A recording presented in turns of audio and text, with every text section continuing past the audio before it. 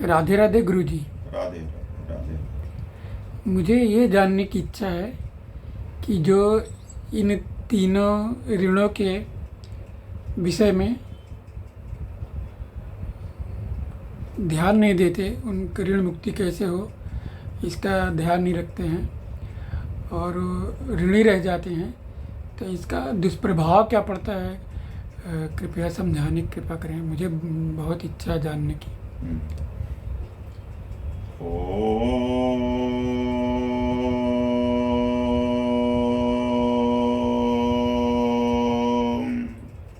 हरे कृष्णा हरे कृष्णा हरे कृष्णा। मुझे दे दर्शन गिरधारी रे,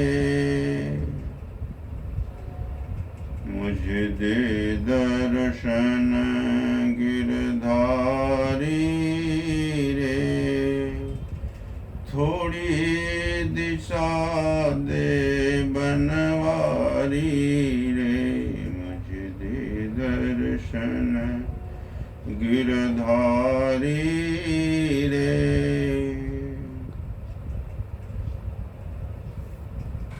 हरे कृष्णा हरे कृष्णा हरे कृष्णा।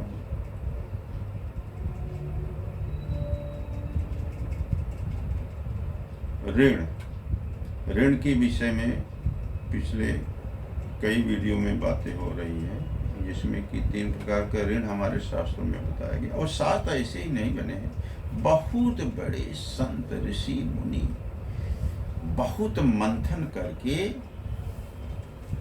रिसर्च करके, प्रयोग करके एक निचोड़ लिखा हुआ है। तो हमें बिना तर्क के उसे पालन करना चाहिए। जो 4 युग बताया गया है, सतयुग, त्रेता, द्वापर एंड कलयुग, तो ये जो 3 किस्म के ऋण हैं, त्रेता से ही ऋण की मुक्ति न पाने से वो समस्याएं ज्यों की त्यों बढ़ती गई हैं।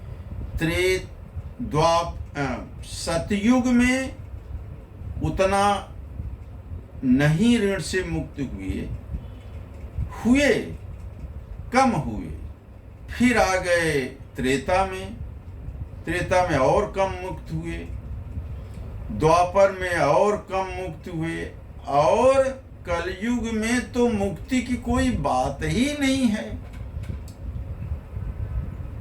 बच्चा बड़ा हो गया, 18 साल और 21 साल 20 साल का हो गया, तो कानून की बातें करने लगा। अरे भाई, कानून क्या है? कानून तो अपने समाज से ही बना हुआ है। कुछ ही कानून में गड़बड़ी होगी तो उसमें परिवर्तन लाया जा सकता है। कानून तो जितना ही अधिक से अधिक बनता है, इसका मतलब कि वह बैकवर्ड सोसाइटी है। कानून तो ठीक है, परंतु समझने की कोशिश यह करें कि हम ऋणों से दबे जा रहे हैं। मैं आध्यात्मिक ऋण की बात कर रहा हूं, इस भौतिक जगत की ऋण की बात नहीं कर रहा हूं कि आप बैंक से कर्ज ले लिया, उसको चुका नहीं रहे, EMI नहीं भर पा रहे हैं, होम लोन लिया है, गाड़ी पर लोन लिया है, मोबाइल पर, ये सब भौतिक जगत की अपने सुख सुविधा के लिए। ये सुख सुविधा, अगर आप इसके जाल में फंसे, आप जिम्मेदार हैं उसके, दूसरा कोई जिम्मेदार नहीं है। ये डायरेक्ट आप परेशानी आपने इन्वाइट किया हुआ है। लेकिन ये जो आध्यात्मिक ऋण है, जो हमारे ऋषियों मुनियों में, शास्त्रों में बताया गया है, इसे तो ध्यान देना ही पड़ेगा।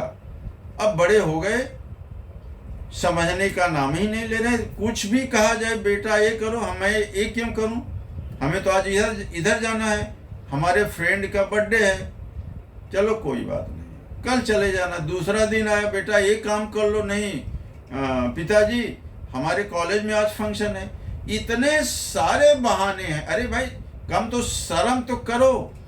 बेटा क्या मुसीबत से पैसे लाके तुमको कपड़े दे रहा है, जूते दे रहा है, व्यवस्था दे रहा है, और तुम अब कभी तुमने सोचा कि हमारे पिताजी की अर्निंग क्या है? उसमें से पेट काट काट के लिए तुम्हारी व्यवस्था की जा रही है।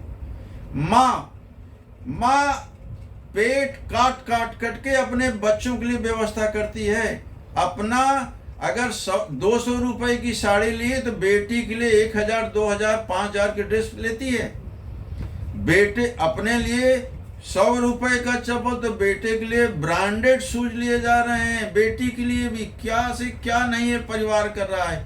अरे नवयुवकों, थोड़ा तो सोचो। सोचने के लिए तैयार नहीं, और दुख के सागर में, दुख के खाई में गिरते जा रहे हो, समझते ही नहीं हो।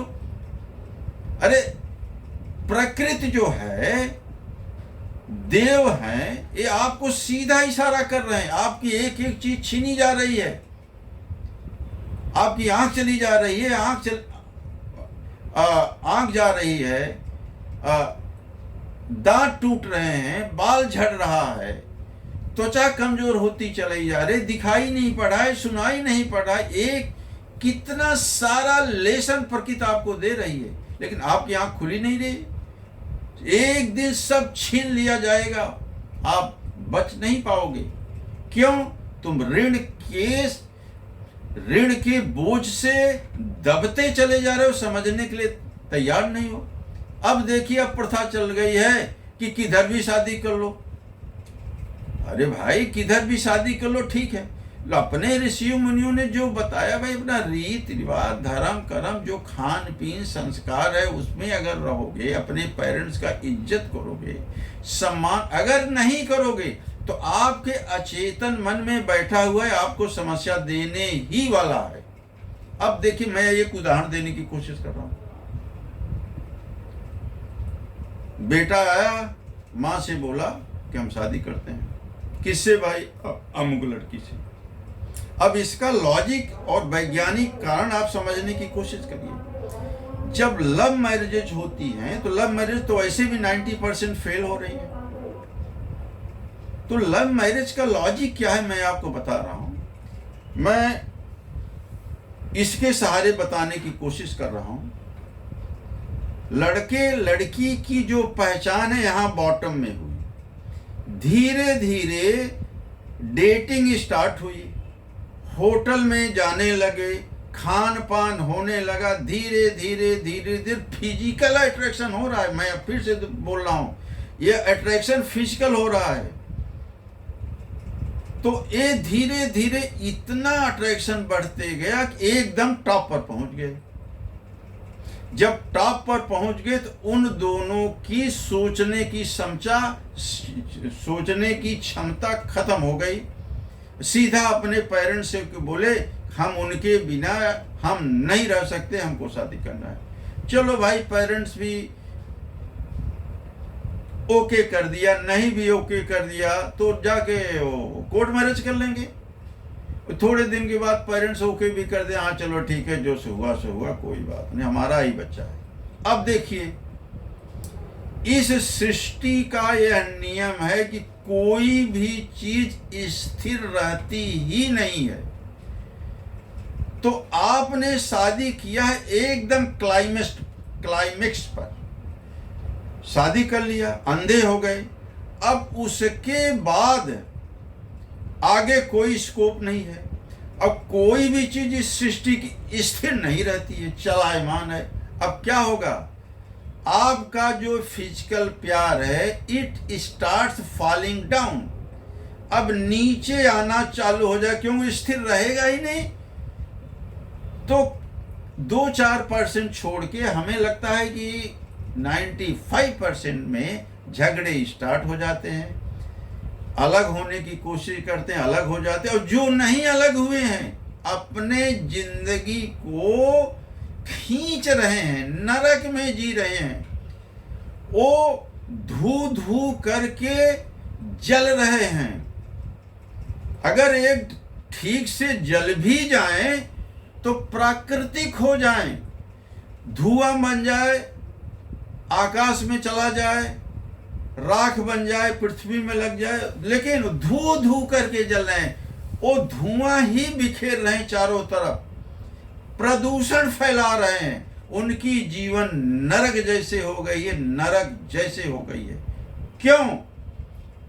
पितृ ऋण, परिवार, खानदान, समाज का उन्होंने बिल्कुल ध्यान नहीं दिया। इस दुर्दशा को प्राप्त होने के लिए राजी हो गए हैं और उनको जानकारी भी नहीं रही होगी, इसलिए वो ऐसा किए हैं। तो मेरा यह प्रयास है, ऐ नवयुवक जवानों, लड़कियों, लड़के, आप इसको गहराई से समझने की कोशिश करें। जो मैंने वैज्ञानिक, मनोवैज्ञानिक, जो भी मैंने उदाहरण आपको पेन दिखा के बताया है, बॉटम और क्लाइमेक्स, इसको 10 बार सोचो। और शारीरिक आकर्षण से कुछ नहीं होने वाला है। शरीर का तो एक एक अंग जाने वाला। अरे एक्सीडेंट हो गया, एक पैर गया, खत्म बात। किधर की रही शरीर? आंख जा रही है, कान जा रहा है, बाल जा रहा है, क्या नहीं जा रहा है, सब सूखते चला जाएगा एकदम। अरे बीमारी हो जाए, जिस लड़की के लिए परेशान हो, बीमारी हो जाए, हॉस्पिटलाइज हो जाए और कोमा में चली जाए, या ऐसी बीमारी हो जाए कि पेचिश पड़ रहा है, पूरा रूम गंदा हो गया, देखो वही हस्बैंड हेट करने लगेगा थोड़े दिन के बाद। अरे भाई समझने की कोशिश करो। कम से कम जो ऋण है वो ऋणों को तो सोचो। हमारे ऋषियों ने बड़ी तपस्या करके वो ग्रंथ बनाया है भाई। अब यहीं विराम देते हैं। ओम